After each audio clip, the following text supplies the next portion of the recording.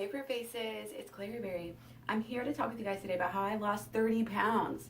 So it's been a little while now, but I've lost 30 pounds since going a plant-based lifestyle. Okay, right away when I went vegetarian, actually I went flexitarian first and then kind of eased into vegetarianism. That was a process, but right from, I would say, when I went vegetarian, I lost like 10 or 15 pounds and lost another 5 when I went fully vegan. So that was very clear to me that that was a very good way, to lose weight. But I think that as with everything else, it's not just losing weight, it's keeping it off. And, your habits, even as a vegan, could be really, really poor and not helping you maintain a healthy weight. And I definitely am somebody who's done some research on this and do believe that the healthier side is not just all the way through the healthy BMI scale. I think BMI is bullshit. I think honestly the very lower of the BMI is where you actually want to strive for. And I have this backed up by different, studies and stuff, done videos on it before. Waist circumference is actually a much clearer method and measure of mortality and health rather than BMI. So when you look at the waist circumference, it actually shows that it's better to be skinnier, basically. And, it's always usually to a certain point, but on waist circumference, it's almost really not, when you're excluding for factors like smoking and drugs and cancer and things like that. And anorexia would fit in there too, like barring all of those things, almost, as skinny as naturally could possibly be. And I'm going to share with you guys the way that I have been, doing this. I'm not skinny per se, but I've lost 30 pounds now. So, and I was never overweight, but I have been uncomfortable with my skin. I have been, thinking about nothing but losing weight at certain points, and I get real uncomfortable. And, I can feel physiological processes are slower or worse whenever I have that much weight on me. So if I get to even close to that point, I always want to go the other way. So the first thing that I changed, not the first thing, but I would say the two most important things, 1 and 2 here, are sleep and hydration. These are very basic physiological processes that are so often overlooked in weight loss, especially real true weight loss again. A lot of people think, oh, well, I'll just go on a dry fast or something and lose weight. Well, yeah, of course you're going to lose weight because we are fluid, water beings, bodies, etc. That's why focusing on the scale over measurements is horrible. Focus on your measurements over the scale. Use both if you want to, like I have, to differentiate and to see sometimes things that are moving that you can't see on the scale, to measure. Or if you're not seeing it on the measurements, you can sometimes see it on the scale and say, oh yeah, look, it's not always, coinciding with each other. So it can kind of help you that way. But also, again, these are things that affect our underlying hormones, all of our physiological processes. So it's very important to get your sleep right and your hydration, drinking enough water. And I know it's winter, I've been so dry, I have not been hydrating enough, and I can feel it, and it affects my energy, which affects my exercise, which affects my mood, which affects the stress level, cortisol, it's all connected. And that's something you really need to understand if you're looking at and really searching for a lasting weight loss and not just dropping 20 pounds off the keto diet and then acting like it's good and then gaining it back 2 weeks later. No, that's not what we want. We want real lasting weight loss that is health promoting. So, because again, we always remember that beauty is not just about being thin. It's about your smile. It's about your skin. It's about your personality, how you feel, okay? So if you're skinny, from calorie restriction, anorexia, whatever, you're not going to be happy. You're not going to have that light behind your eyes. You're not going to be healthy, being able to show your intelligence, which is what you really want to do. We're not just dolls, you know what I mean? We are 3D, multi-dimensional people, spiritual, social, every day we have to get up and work for a living or whatever, and we need to stay on the ball, and we need to stay hydrated, we need to have enough sleep. That is something that as a human being, should be a basic necessity that we allow ourselves. Instead, our society likes to glorify busy, glorify the sleep deprived, and they really, again, it's tied in intricately with weight loss. So number 3, this should be number 1 almost, but a low fat diet. The fat you eat is the fat you wear. I notice this on my scale every single day, and I was always confused about scales and stuff before, and the measurements before. It's like, what did I do? What did I do? And now it's clear. When I eat fat, that scale goes up. When I don't eat fat, that scale goes down. So fat is just something that clogs up our systems. It really clogs up even the carnivore people who are eating, 0 carbs. They're still getting diabetes because it's the fat that covers up, whatever sugars there are, which our bodies do need sugar. So even if you're eating keto, your body's going to be producing sugars. You're going to have these sugars that can't get to the cells, which is where the cells want them. The cells need these sugars, these nutrients, but they can't get them because everything gets confused when the fat is clogging everything up. It's just like the fat in your drain is clogging up your drain. When you pour a bunch of fat into your system, it clogs everything up. The insulin doesn't know what to do. It's clogged up. It's bouncing against everything. It can't even get through I always call it the cell wall. I know we don't have cell walls because we're not plants, but it can't get through the cell wall to go to the cell that it needs to go to. It's like totally confused. So that's the start of diabetic problems. That's where you get into trouble, okay? And of course, when you eat a bunch of high carb foods at that point when your body's already fucked up basically, then yeah, it's gonna look like the high carb foods are the problem. But really, for people who have healthy systems, who are used to eating high carb, low fat, their body doesn't have this crazy jump whenever they're eating bunches of bananas or whatever, dates, like things that would throw pre-diabetic people or diabetic people into, real strong issues. Your system works. The insulin can get in there, quickly take care of it. You get your energy. Everybody's happy. The cells get their stuff, and the insulin production stays normal. Nothing's clogged up. It's relatively new information. I feel like I've been saying it for the same thing for 5 years now. But it's very highly confused by the blood sugar issue. So know the truth, spread the truth. Please let everybody know this. As vegans, we have to really wrap our minds around these concepts so that we can explain them. Like they say, you don't really know something if you can't explain it to a 5-year-old. Know this stuff to that extent so that you can talk to people about it when they're like, oh no, I can't eat those dates. I can only eat a little bit of, blueberries, like this much, because it's going to spike my blood sugar. It's like, no, it's the fat that's doing that. So keep your diet low fat and see what happens. For me, it's been a godsend. And it doesn't mean you can't eat. The volume of food that I eat is greater than back in the day when I was actually just trying to watch calories and didn't care about the level of fat. So I try to do 80-10-10. I mean, at this point, it's second nature, so it's not like trying to do anything. But the natural whole plant-based foods that I eat, that I recommend, that everybody that I follow recommends, are basically whole food plant-based. And I'm not opposed to adding some sugar to my smoothie if it's gonna help me drink that smoothie every day. I'm not a fanatic about the whole foods at all. I don't think anybody. It's kind of like raw. Like if you're that fanatical about whole foods, then you're going to should cut yourself out of a lot more things than you think, because a lot of as soon as you slice a food, it's not whole.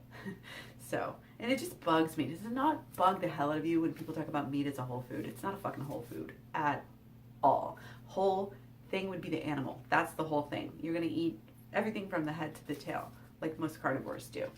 The skin, the fur, the bones, all of it. It's not a whole food at all. Anyway, moving on. Number 4, high fiber. Again, you could have a vegan lifestyle, you could be low fat, and you could still not get enough fiber. This is very important. This is where the fruits come in. This is where your starchy veggies come in. All veggies, like those are the best things. Grains as well. I'm not anti-grain at all. They're full of great things that support your health, your heart, your whole entire body. And, try to get them good organic. Try to get them good fresh, whole, whatever. But even if they're not completely whole, completely fresh, whatever, like I'll definitely eat some pasta. I'll definitely eat some white rice. Like I'm not worried about it. But I still eat enough quantity of these other fresh whole foods where I'm getting way more fiber than I eat. It's like I'm mostly whole food plant-based, but not fanatical about it. So I still get lots and lots of fiber. They say like you should be eating 100 grams of fiber a day, like easy. Our fiber recommendations are so low and people don't even hit them. It's like that is asking for problems, especially when you're eating meat and dairy and eggs. I mean, can we say rotting shit in your colon stuck for days? And people are like, I see carnivores like, oh, you don't have to poop every day. Like, it's not really necessary. And they're like trying to throw disinfo into the whole constipation process by saying, oh, well, sometimes too much bulkage can cause constipation. Yeah, if you're dehydrated and you're eating so much but otherwise, no, that's bullshit. Like, you're supposed to poop every day. Like, who wants more poop in their body longer? Like, keto is just weird. I don't get it. So anyway, obviously, don't go keto is a huge thing. Along with the high fiber, again, number 5 and 6 are high fruit and high veggie because it's that important. High fruits, high veggies, this is what we're supposed to be eating, you guys. This is really it. This is the most purest food. First, when you start eating it, you won't be satisfied because your body is used to a more dense, chemical, processed, usually, type of diet. And when your body gets used to it, it's going to have to do some relearning. You know, and now I'm to the point where I'm eating mostly raw vegan throughout the week, throughout the days. And it's like, I'm still getting used to this whole process, because even going from more cooked to less cooked, you know, even high raw to mostly all raw, is like, it's doing a number on my system because I have to readjust a little bit. My gut flora has to readjust to where I'm used to it, and I can feel myself every day getting more used to eating meals that they're lower in calories naturally. They're higher in fiber naturally. They're higher in nutrients naturally. So it's like, but again, what's different is the density and your body and your hormones and everything that are working directly with your brain to tell you how full you are. It's all a process that just has to adjust. And as I've gotten more raw, I've definitely noticed like hormonal, a little bit of acne going on because my hormones are changing. And it's like people think that they can just add one fruit or one supplement or one magic pill, you know, to their diet and change everything. But it really takes, in order to achieve that type of a change where you're like noticing differences physically in your body, like it's got to be a full change. It's got to be all of these things together. It's got to be a lifestyle change, not just, oh, I'm doing a cleanse for 10 days, for 3 days, for 21 days, like whatever. That shit doesn't last.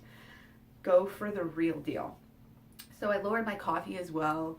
I'm trying to cut it out fully again. I just go back and forth with coffee. At this point, I'm definitely convinced it's not good for me at all. It's not good for my stomach. It's not good for my eating habits. It's not good for anxiety, which I don't have a lot of, but sometimes I will get it, especially if I drink coffee and have a stressful day or something like that. But I've noticed that the less that I drink, the better my anxiety is overall. So again, I think it's one of those things where if you can handle, you know, a cup here and a cup there, you know, when you happen to smell it and it just triggers you, or whenever you're in a special, you know, lunch date or whatever, coffee date, you know, that it would be okay, maybe if it doesn't bother you again. But overall, lowering it is a good idea for your hormones, again, for your adrenals and your thyroid. It's all, again, in Western medicine, we really focus on the specifics. We were looking at things under microscopes and trying to, you know, oh, this carb, oh, that protein, oh, this element of this nutrient or whatever. No, it's a whole thing. You know what I mean? You have to take the whole deal into consideration. Holistic health is what it's about. So number 8 is exercise. I mostly do cardio. I do, you know, incorporate in some weights, some free weights just in my home usually, but the vast majority of what I do is cardio because I want the heart health benefits. And I think that people who shun that just to try to get aesthetics are missing a link up here, because again, it's like about the whole body system. It's not about, ooh, let's create these poofy muscles so that as soon as we stop working out, they're gonna deteriorate and you're gonna be left with extra fat. It's about having a system that is able to deal with whatever, being able to run away from a bear, a zombie, a policeman, whatever, you know what I mean? Not that I'm advocating for that, but the heart health to me is like clearly where it's at. And not only your cardio aspect, but like full body. When I do like exercises that are lifting any kind of weights, usually it's lower weights at a, you know, higher reps to try to incorporate that heart rate and stuff in there a little bit more, but it's also, I think, better for the muscle systems too to have a full range rather than just doing like isolated types of things. It's not practical to me. Like, I want my strength to mean something. And even, you know, low intensity is fine. Like, everything doesn't have to be super high intensity. I find it more enjoyable to put on a TV or something and just watch while I'm doing, you know, a little bit lower. Most of the time, you know, I like to get don't get me wrong, like I like to get my heart rate up there, but I tend to incorporate both, I guess. So don't neglect the exercise, especially the cardio. So low salt is something that I do keep my eye on. Again, not crazily, not overzealously. Low salt can definitely help you lose weight. If you were say like an average obese person and you just all of a sudden went high carb, low fat with low salt, you would lose so much weight right away. Honestly, right away. Because that salt is gonna, once you cut out the extra salt, people eat way too much salt. And salt is actually very toxic. A lot of people are anti-sugar. I'm more anti-salt than I am anti-sugar because you can actually die off of mere teaspoons of salt. But it would take a shit ton of time for you to die off of just eating sugar. So it's just one of those things. It's actually toxic, and especially your, you know, processed bleached salt and stuff like that. So, and it's in everything, and it just adds up so fast this day and age if you're eating any kind of processed foods whatsoever. So again, all of this advice kind of goes together. If you're eating a high fruit and high vegetable, you're automatically going to be eating low fat. You're automatically going to be eating high fiber and low salt. And it's okay to put a little bit of salt on a real beautiful meal with lots of veggies and, you know, clean carbs. And you all know what I mean by clean carbs, like carbs without a lot of fat, like your pasta without the added olive oil, like your potato fries, you know, not fried in grease, just air fried or whatever, like all of that stuff, anything that's natural and clean, like butternut squash, like carrots, high carbs, low fat. All that natural food is already going to have all that stuff. And 10 is low processed. So this is just the same thing I've been talking about. Basically just avoid the high fat, high salt, high protein processed items and you'll be okay. So yeah, number 11 is high raw. Like the last 2 pounds that I lost off of this 30 pounds were from raw foods, and it happened very quickly at a time where I was maybe in more of a plateau. Raw is just something that you can take it to the next level. But you know, like I said before, you're eating less calories naturally. Even though you're eating enough food, you're eating a lot of food. You know, I can eat all day and still just be at 2,000 calories as opposed to normally if I was eating cooked food, it'd be more like 3, you know, more like 2,500 or 3,000. So you're naturally eating less calories. You're naturally eating foods that are giving you so much nutrients. Like I've tracked my calories and my nutrients on Chronometer for a long time now, on and off. And I've never seen me being able to get to basically 100% nutrition so fast and so easy as I have off of raw. Like it's the real deal. But there are downfalls because it is very easy to get, I would say, malnutritioned or get like on a, you know, basically low carbs. You know, your glycemic stores are going to be very low if you're not able to eat enough food for whatever reason. Time, money, effort, like all of this stuff. Like if you can't get to the store in a snowstorm, raw is just a completely different way of living that you really have to deal with changing a lot of different aspects. You have the shopping is different. You're gonna have to adjust your shopping habits. You know, the food storage in your room, the appliances that you use. You know, you're gonna have to physically rearrange things. This takes time. This takes effort. You're gonna have to learn, research, implement, figure out, trial and error, all of these things. But it's fun. The good news is it's really fun to, you know, find these new recipes, tweak them for yourselves, figure out what you like, go shopping a new way. Like these things and being open to change actually I think is good for your brain. It really challenges you on a different level, on a whole brain aspect too, to make these full scale changes. And they're not only good for your brain, they're good for your entire body. So let me know what you guys think. Take care. Don't forget to eat your fruit. Talk to you real soon. Wish you the best of luck with your health goals. And let me know if you have any specific questions about losing weight or, you know, being healthy or anything, because I'm here to help. This is kind of my passion. That's why I'm here all the time. So yeah, thanks. Best wishes. Take care.